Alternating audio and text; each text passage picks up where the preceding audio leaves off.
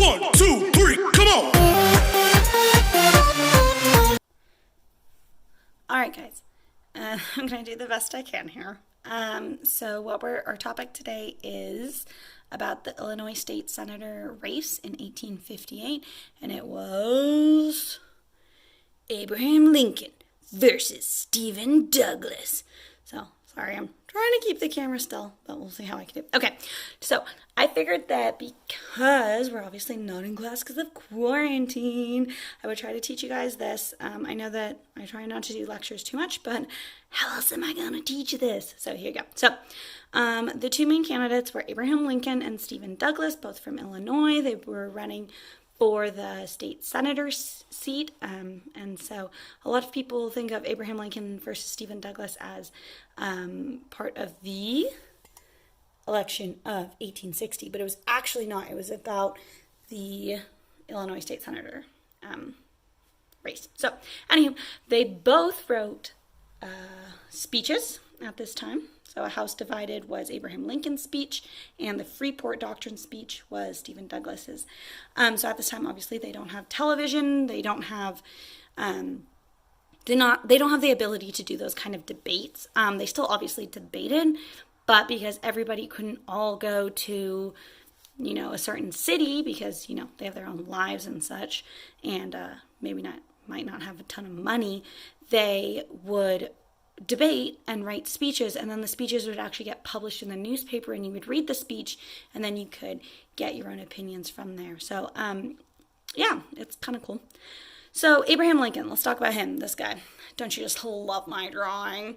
So, Abraham Lincoln, he writes the speech that's called A House Divided, and this speech is going to be referenced quite frequently when you talk about Abraham Lincoln. And so he has the famous line that says, a house divided against itself will fall. And so first, before we actually go into this, I'm going to read you the speech. I'm going to read you the speech, and we'll go from there. So in his speech, it's the House Divided speech. It was given by Abraham Lincoln on June 16th, 1858 at the Illinois State Capitol in Springfield after accepting the Republican Party's nomination to be Illinois' state senator. So they were nominated, or he was nominated from the Republican Party, and so now he had to run. The speech became the launching point for his unsuccessful campaign. So spoiler alert, he loses. His unsuccessful campaign for the Senate seat held by Stephen Douglas. So Stephen Douglas is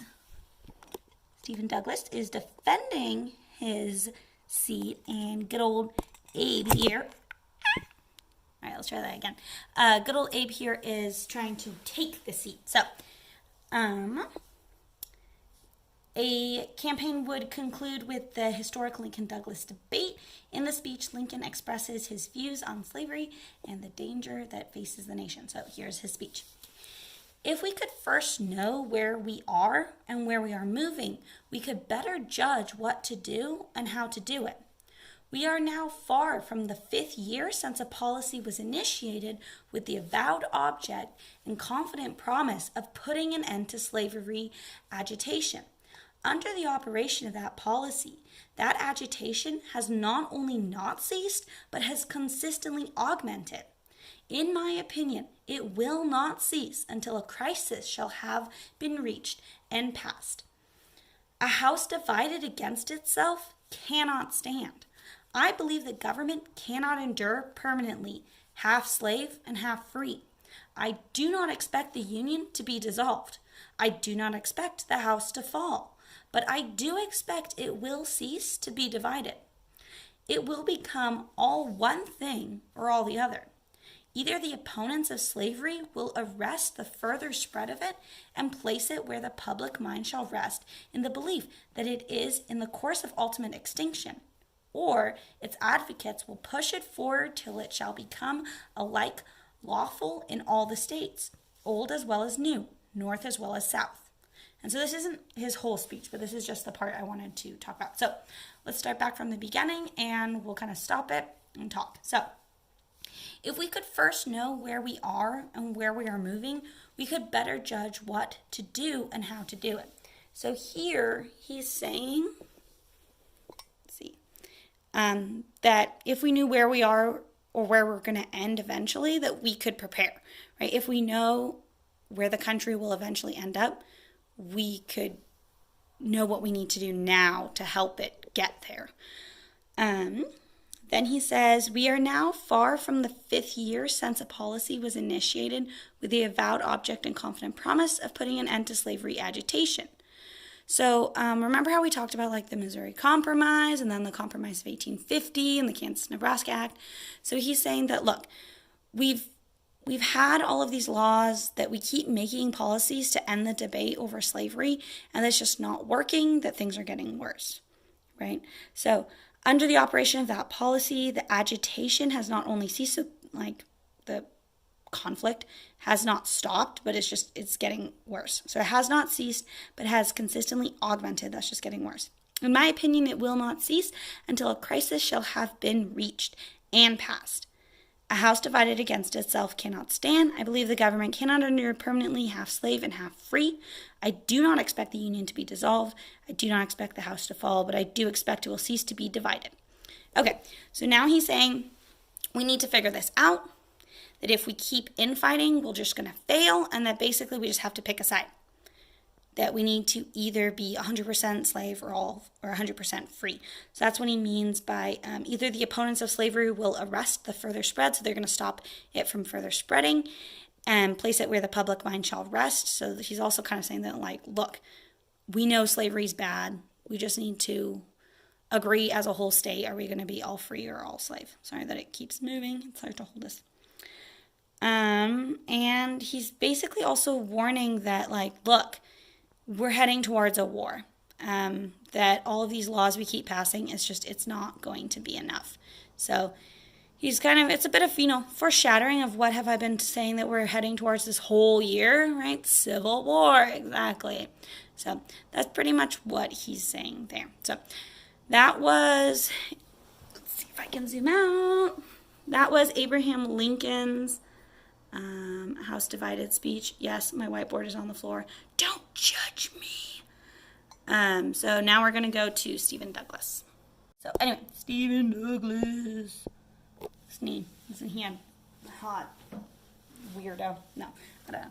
Okay, so his speech is called the Freeport Doctrine Speech. It was given by Illinois State Senator Stephen Douglas on August 27th, 1858 in Freeport, Illinois, thus the name. It was part of the famous Lincoln-Douglas debates. Abraham Lincoln was campaigning for Douglas's Senate seat, like we already said. And Lincoln denounced the expansion of slavery, which prompted this speech by Douglas to explain his view on the expansion of slavery.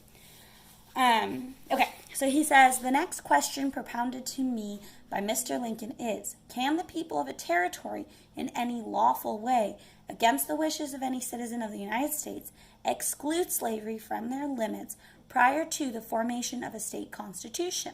I answer emphatically that, in my opinion, the people of a territory can, by lawful means, exclude slavery from their limits prior to the formation of a state constitution. It matters not what way the Supreme Court may hereafter decide as to the abstract question whether slavery may or may not go into a territory under the Constitution. The people have the lawful means to introduce it or exclude it as they please. For the reason that slavery cannot exist a day or an hour anywhere unless it is supported by local police regulation. Those regulations can only be established by the local legislature. And if the people are opposed to slavery, they will elect representatives to the body who will be unfriendly legislation effectively prevent... That doesn't make sense. And if the people are opposed to slavery, they will elect representatives to the body who will, by unfriendly legislation, effectively prevent the introduction of it into their midst. If, on the contrary, they are for it, their legislation will favor its extension.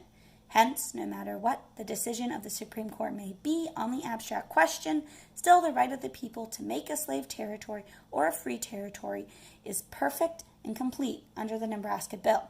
I hope Mr. Lincoln deems my answer satisfactory on this point. So it's an excerpt. Again, I'm not reading you his whole speech from the Stephen Douglas Freeport Doctrine speech at Freeport, Illinois in August of 1858. So they both are giving speeches, and I'm going to go over what Stephen Douglas is saying. But you're going to see kind of a difference in, or hopefully you noticed a difference in what they're saying. So Stephen Douglas, I'm just going to say, I don't think we need to read through his whole speech all over again. So he's basically saying that that a state can decide for itself if it wants to be free or slave, that people need to use popular sovereignty to decide for themselves. The Supreme Court cannot decide because it's a local issue. If the people don't want it, they will pass laws to prevent it. So, okay, so ultimately, these guys are both, they both want to be senators. They're both talking about the slavery issue. Illinois, if you remember, it's a state that looks like right there next to the butt. And it is it's over by Indiana, kind of near Ohio, Great Lakes region. So it's Midwest, right? So it's one of the newer states, kind of, not as new as let's say Kansas, but it's still kind of in that whole area. And so both of these guys have been involved in a lot of the legislation to try to decide what to do about slavery. And ultimately, like it says right here, Stephen Douglas is going to win. But what I really want us to look at right here is kind of the tone of both of these guys' speeches. Stephen Douglas is defending his seat. So, as usually happens with senators when they're trying to maintain the seat they already possess, they don't come out quite as strong on things because he's worried about keeping his seat. Lincoln, on the other hand, he's like, dude, we got to make some changes. We got to be radical here. And so he's going to be being a little stronger. And so if, as you were listening to Stephen Douglas's speech, you're like, what the crap is he even talking about? I don't understand. Yeah, exactly. He's not picking a side. He's just being like, oh, well, let's just let the people, I don't know. He's basically just not giving his opinion. And Lincoln, on the other hand, is like, look, dude, we need to just pick a lane, pick a side, stop this middle ground. We need to just, fine, we're 100% slave or 100% free. He's not straight out coming out and saying, we need to stop slavery. That is where he feels, but he's not actually saying that because, again, he still wants to be elected, and we haven't had the Civil War yet. So at the beginning of the Civil War, he's still going to be saying, well, look, we're not totally getting rid of slavery yet. Eventually, that is where we're going to go. But yeah, so Lincoln is just giving his opinion. Douglas is just kind of wishy-washy. So Lincoln, he spoke up. He was direct, which is going to build people's trust. Even though being wishy-washy might let you keep the seat that you have, people are going to respect you being direct. And so the South doesn't like this. Even though Illinois is not a southern state, the South is... So the South isn't going to like this. Even though Illinois is mostly usually a free state, it's not part of the South. The South gets worried after this speech. Like we already said, Abraham Lincoln ultimately loses, but he becomes a household name. People start talking about dude, this guy, he's saying stuff. He's well-spoken. He's pretty intense, and I think he's right. We keep fighting about this. We need to figure out what we're doing. And so he's going to lose this Senate seat, the race, but because of him just coming straight out and just talking about what he thinks, he's actually it's going to help him win the presidency.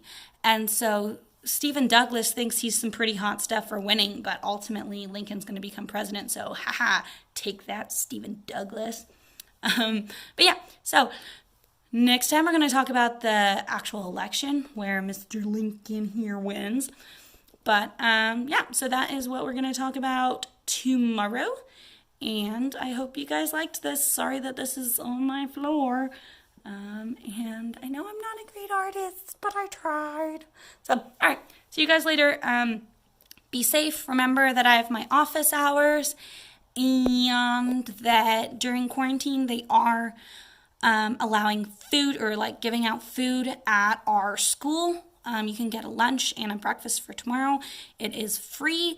You don't even have to necessarily prove that you go to our school. So, yeah, as long as you are a youngin' under 18 and you need food, just go get it. Might as well, right? But remember, stay 6 feet apart and stay at home, stay quarantined. If you need me at all, guys, please reach out. I want to do everything I can to help you. So, I love you guys, and I'll see you later. Bye.